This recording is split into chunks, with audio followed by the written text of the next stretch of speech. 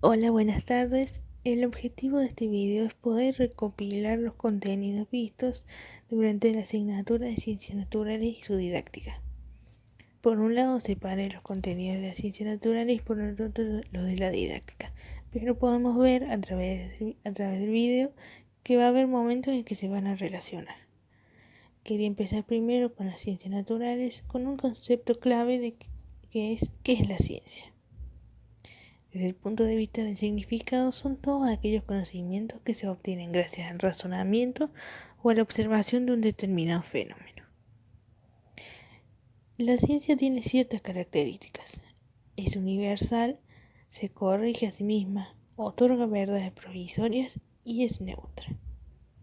También desarrolla ciertas habilidades que nosotros como docentes debemos inculcarles a nuestros estudiantes, como es el escepticismo, es decir, la capacidad que poseemos de dudar, de no creer en algo solo porque está en un libro.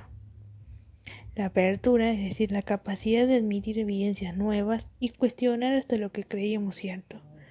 Y la curiosidad, preguntarse el porqué de las cosas todo el tiempo. ¿Para quién va destinada su enseñanza hoy? Actualmente la enseñanza de las ciencias ya no es solo para las élites. Todas las personas debemos acceder a la enseñanza de la ciencia, pues la sociedad ha tomado conciencia de su importancia y de su influencia. Es necesario que amplios sectores de la población, sin distinciones, accedan al desafío y la satisfacción de entender el universo en que vivimos, y que puedan imaginar y construir colectivamente los mundos posibles. Es a partir de ahí que voy a dar un salto hacia la didáctica con un concepto clave que es alfabetización científica. La alfabetización científica es una propuesta de trabajo en el aula que implica generar situaciones de enseñanza, que recuperemos las experiencias de los chicos con los fenómenos naturales, para que vuelvan a preguntarse sobre ellos y elaboren explicaciones utilizando los métodos potentes y generadores de las ciencias físicas y naturales. La alfabetización científica se refiere a que el niño pueda apropiarse de los conocimientos, habilidades y actitudes básicas respecto de la ciencia, la tecnología y su relación con la sociedad, que permite a los ciudadanos comprender los efectos de esta ciencia en su vida y en el medio ambiente, para que puedan generar una participación responsable en los debates y en la toma de decisiones acerca de asuntos importantes de su vida y de su sociedad. Si seguimos un poco con la didáctica, podemos ver que se plantea preguntas como el para qué, el cómo y el qué enseñemos en el nivel primario. En cuanto al para qué, es para acercar a los niños a una mirada actualizada sobre el mundo natural y promover el desarrollo de competencias para la toma de decisiones basadas en información confiable. En cuanto al cómo, debemos crear situaciones en las que los alumnos tengan la oportunidad de intercambiar conocimientos entre ellos y con la docente. Crear situaciones en que tengan la oportunidad de organizarse e involucrarse en las tareas que implican la búsqueda de información en diversas fuentes. En cuanto al que enseñamos, los lineamientos curriculares se basan en 4 temas fundamentales que tienen cierto reconocimiento, áreas como la biología, la física y la ciencia de la Tierra y la astronomía. En el nivel primario se ve, por ejemplo, los seres vivos, que toma participación en la biología, el mundo físico, con la física, los materiales, interviene la química, y la Tierra y el universo, que ahí es donde entra la ciencia de la Tierra y la astronomía. Otro concepto muy importante dentro de la parte de la didáctica es competencias científicas. El conjunto de procesos propios de la investigación científica son competencias o procedimientos que pueden y deben enseñarse. No se trata de una herramienta intelectual innata con la que una persona llega al mundo.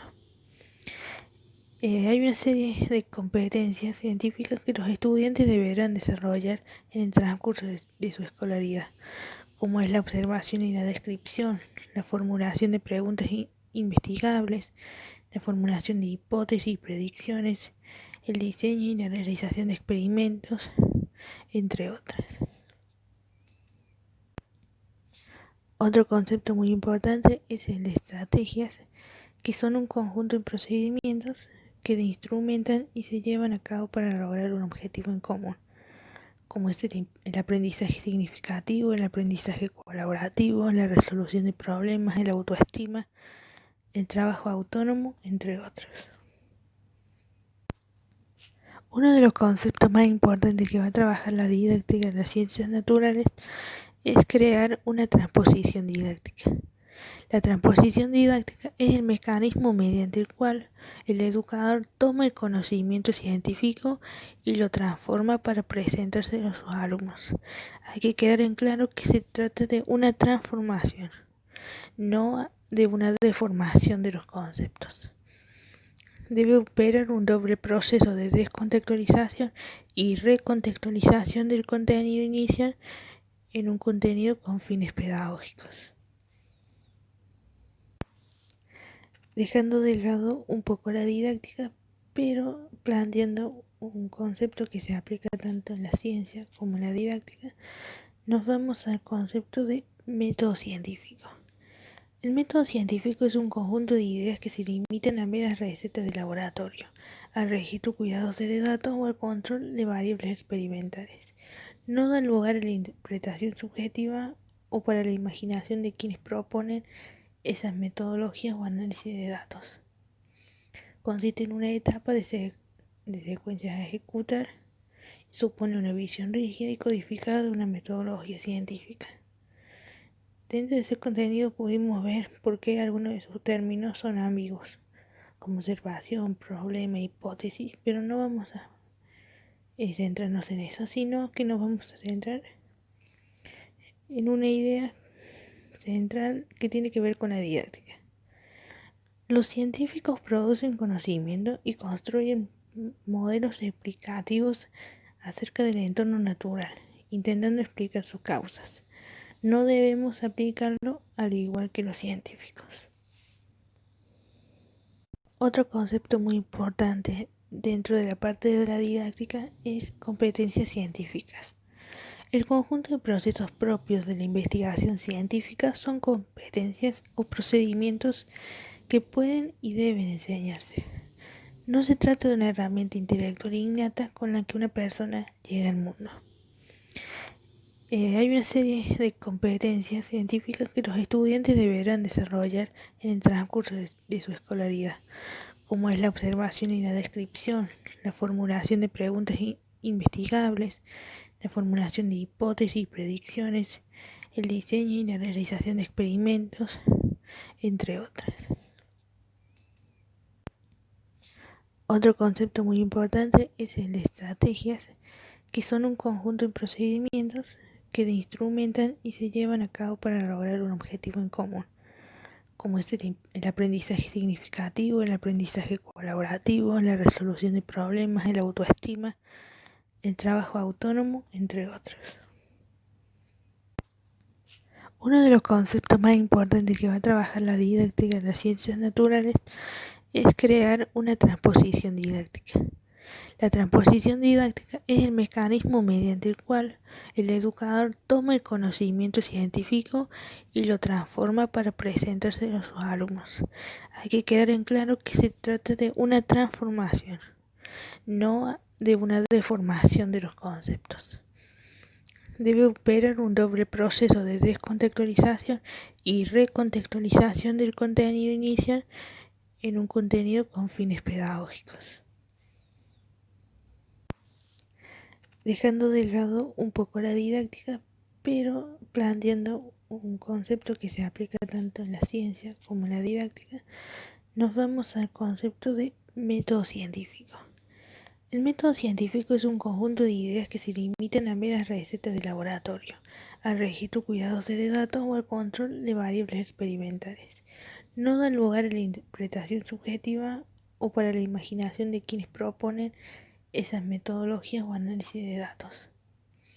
Consiste en una etapa de de secuencias a ejecutar y supone una visión rígida y codificada de una metodología científica. Dentro de ese contenido pudimos ver por qué algunos de sus términos son ambiguos, como observación, problema, hipótesis, pero no vamos a centrarnos en eso, sino que nos vamos a centrar en una idea central que tiene que ver con la didáctica. Los científicos producen conocimiento y construyen modelos explicativos acerca del entorno natural, intentando explicar sus causas. No debemos aplicarlo al igual que los científicos. En los contenidos de las ciencias naturales tenemos todo lo que relaciona a los seres vivos, es decir, organismos que tienen la capacidad de nacer, crecer, reproducirse y luego morir. En primera medida tenemos las plantas, que son organismos que no poseen la capacidad de desplazamiento, pero que pueden elaborar y fabricar su propio alimento, es decir, tienen una nutrición autótrofa. Están compuestas por sus partes, que son las hojas, las raíces y el tallo. Y esa nutrición autótrofa que producen es la fotosíntesis. La fotosíntesis es el proceso mediante el cual la energía lumínica se transforma en energía química. Esa energía química queda contenida en los compuestos orgánicos elaborados y es utilizada tanto por la planta como por otros seres vivos para nutrirse.